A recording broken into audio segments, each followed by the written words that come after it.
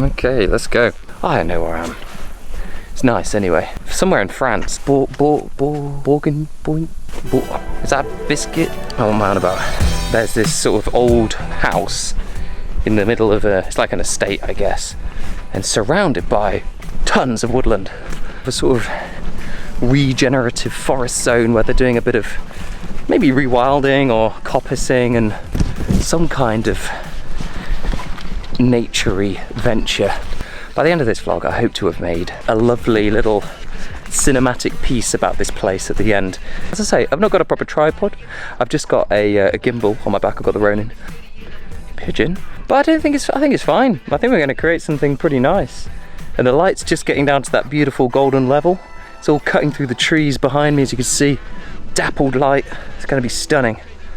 Maybe I'll drop in a few little pieces to camera along the way, sort of explain maybe a bit of what I'm doing. Plate full of pasta inside me. There'll definitely be some photography as well. But yeah, I know there are deer. Who knows? There could be wild boar.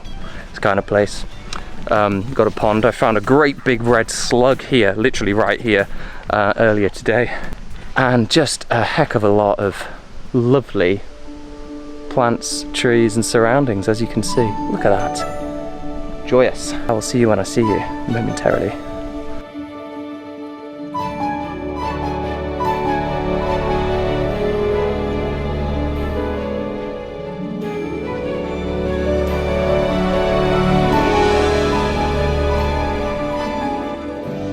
Sometimes it's nice to have a bit of a goal for a vlog, and then it makes it easier to follow for people, but you know, I'm not very good at that.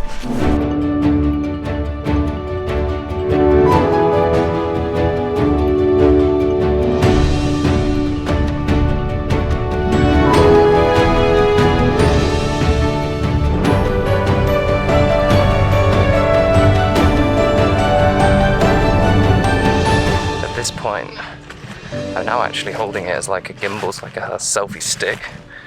Behind me on the floor, it's just really brambles. So I'm getting nicely scratched up. Damaged on the old leg there. There's like a really nice meadowy sort of looking thing over there. You can see the brambles.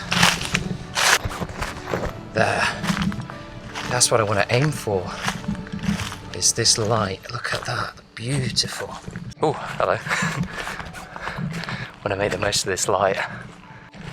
That's just lovely to walk around in the countryside. Take a bit of a break.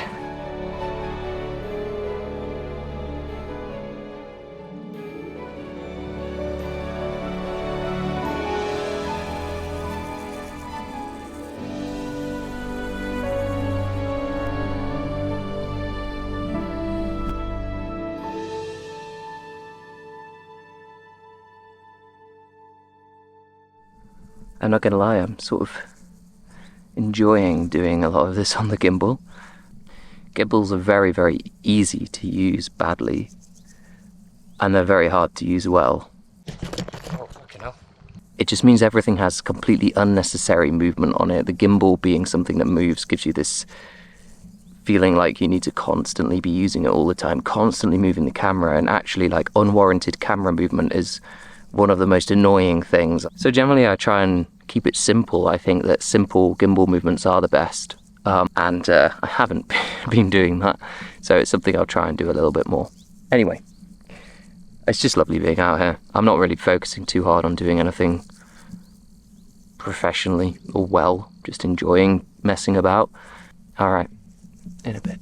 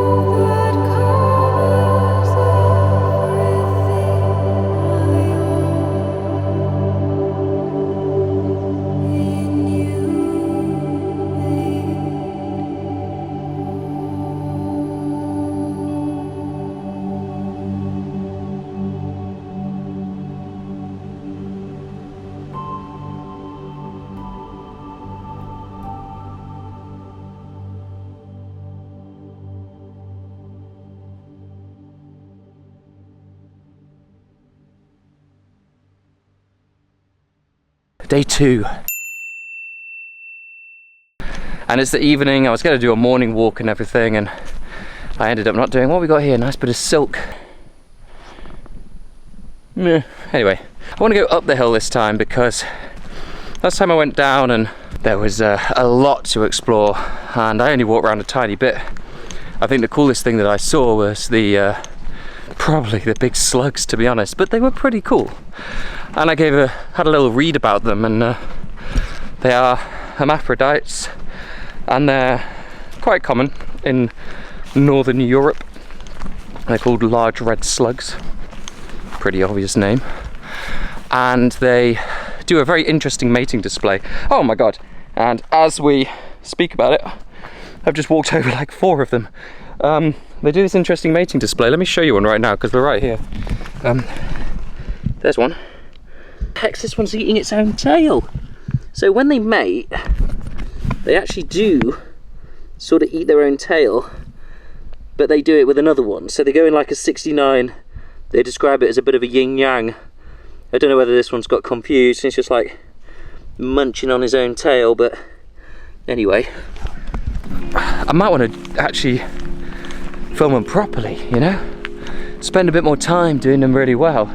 You know, they're not the most exciting things to watch on camera, being one of the slowest moving animals there are. But you never know, could be a good challenge. I don't know whether I want to get fixated on slugs anyway. Wow! Lessons from yesterday with the gimbal. Don't move the gimbal fast. It's more about the impression that the camera is actually moving. That's what you're trying to achieve. Too many axes and you're getting a bit complicated. It gets a bit sickening. And also they can just be used to reach into places where you can't normally get and like point straight down and stuff like that. Just a good bit of kit. You know what? I think I've got an idea. Everything yesterday I shot pretty much on a gimbal. I think everything today I'm going to shoot handheld, and everything tomorrow I'm going to shoot on a tripod. That's going to be a nice little comparison, nice little challenge. If slugs happen, but you know, I think that's going to be, we're going to just do those 3 different types and see how it feels. So handheld right now, let's go. I'm going to try and hold it still, I think. I'm not going to be like, you know, shaky Cloverfield kind of thing. But yeah, let's see what happens.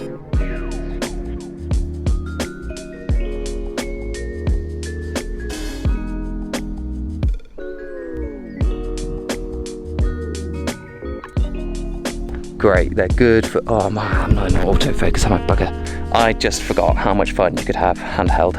You just have so much more control, creativity, flexibility, whereas on a gimbal you've got this big clunk thing, you know, thing of metal that kind of does its own thing, and you've got to like really know the kit well to like let it do what you want it to do. And even then, doing gimbal, it's like, don't get me wrong, it smooths it out, great, lovely, but handheld, you can just you can put the camera like wherever you want, you know, you can like go up to these leaves over here. Yeah, I want a nice shot of these leaves with the sun. We got that one. Push, push, push, push, push, push, push, lovely stuff. Put it on the floor straight away. Lovely little shot there. Look, there's a bee over here. I'm gonna film you on that flower a little bit. Like handheld, you're just there. So I think I'm gonna be a lot happier today doing handheld stuff, and then tomorrow we'll try tripod. Oh, bit of prey. Oh, what's that, what's that, what's that? That's big. That is big. Too far away. Huh.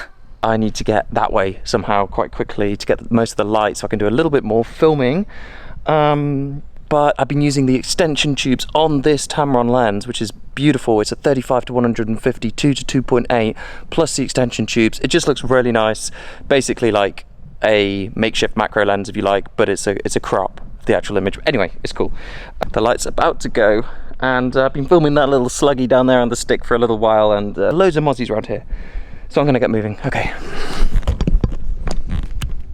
Well, it looks brighter than it is because I'm on 12,800 ISO. The A7S III doing its low light wonder. There's a captive Dio in here. Gonna see if I can get a nice picture of it, but I think that's pretty much the day done. We thought maybe it might be tame, but it's not. So, gimbal, handheld, bit of slugs. I think tomorrow we start focusing on the slugs. There's a lot of them. There's a lot of slugs about, so... Okay, Dia's moving, I can see it moving.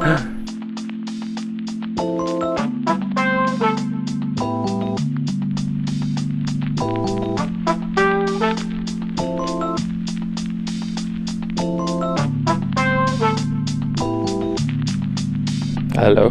Day 3, although technically it's day 4. I had a day off yesterday, spent a bit of time with the family, and yeah, relaxed, feeling a bit more energized. It's looking lovely today. Actually, you know, people talk about golden hour, low light, the importance of it, and it being harsh in the day. True, especially if you're out in the open, but in a forest, you're still getting lovely patches of light coming through everywhere, like creating little spots. It can actually be really nice. So if you use it well, the sun is very rarely actually like directly above you. So even a bit of angle, you can make it work if you're creative with it. We have been exploring the differences between the benefits and the pros and cons of gimbal, handheld, and today we're gonna look at still frames, all with this sort of vague focus on the slugs, which I've found numerous of. They're quite interesting actually. They got some little behaviours. If you disturb them, which to be honest it's quite hard not to do, because if you sort of move any of the grass near them, they're very sensitive. Then they do this rocking back and forth behaviour, sort of like slow rocking. Then obviously there's the mating, and that would be incredibly impressive to see, but I think that that's going to happen at night time if anything, because they're nocturnal, these slugs, and I think they're more just light and heat sensitive more than anything, because they'll come out at night because it's cooler and moister, and in the daytime, especially right now, it's very dry. So I'm going to spend most of my time actually in the forest where it is a bit cooler and not on these paths. I haven't actually seen, remarkably, I haven't seen a single slug yet as I'm wandering to, oh, there's one. Okay, there's my first slug. What's that? Something on me.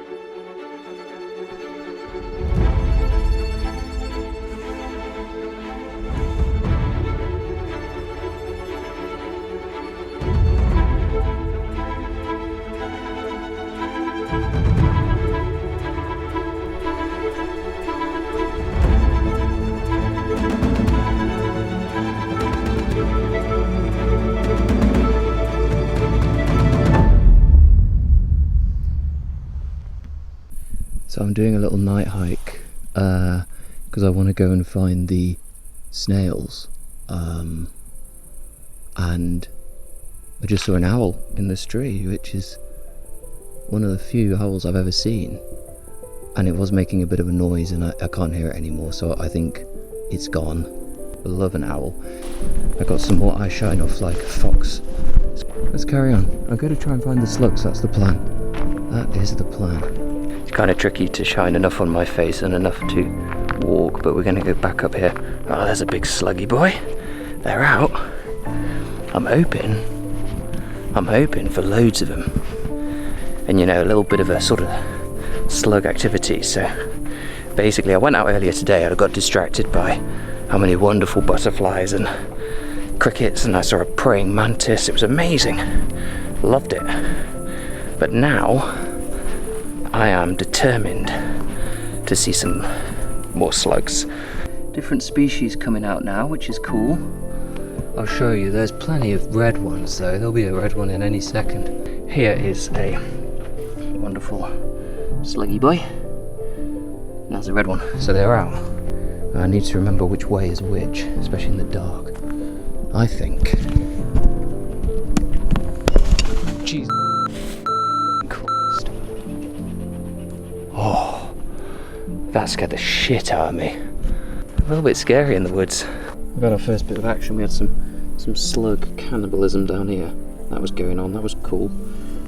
Yeah, it's been moderately successful. I mean, I've practiced a bit of nighttime lighting. Had a good use of these little extension tubes as well, so they've been working wonders. They allow you to get a lot closer to your subject, because I find the focus distance on the full frame on the Sony when combined with these lenses is not that close, so it's nice to have the extension tubes to close that gap.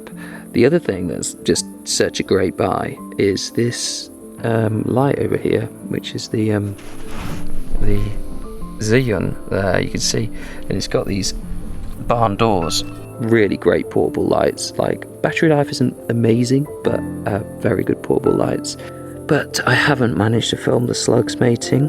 There were a lot of them, but they're just not doing that. I thought maybe they would do it at night. Tell you what, being out at night is extremely cool. There's loads of bugs.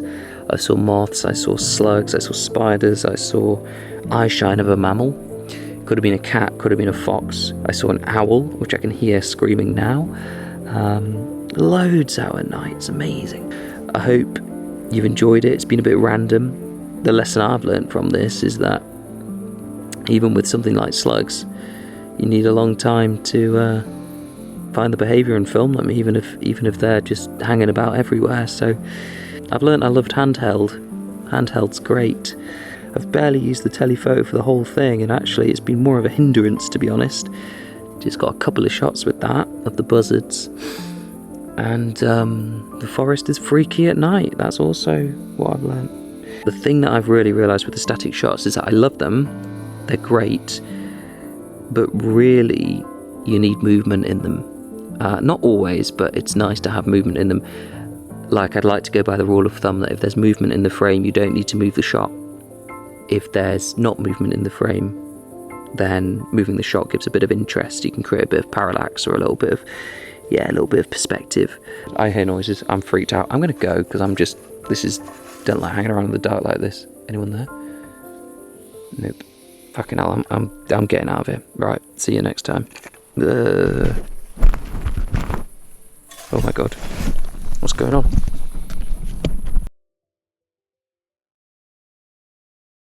Oh my gosh. It's happened. Look at this. This is it. This is the snail sex. They've got their gonads out. That white stuff in the middle. They're wrapped around. This is it. This is... Wow. Look at them go. Oh my god, they're doing the slimy 69. I'm so happy. Like, that's amazing. Look at this. I was just going back inside. I was literally just about to give it up and say no snail sex, slug sex. I'll be calling them snail. How long have I been calling them snails for? Oh, look at them go. They could do this. They could do this for 90 minutes, but I've got to get filming it because they could be on minute 89. No, I think they're on minute 69. Oi, oi. Let's get filming.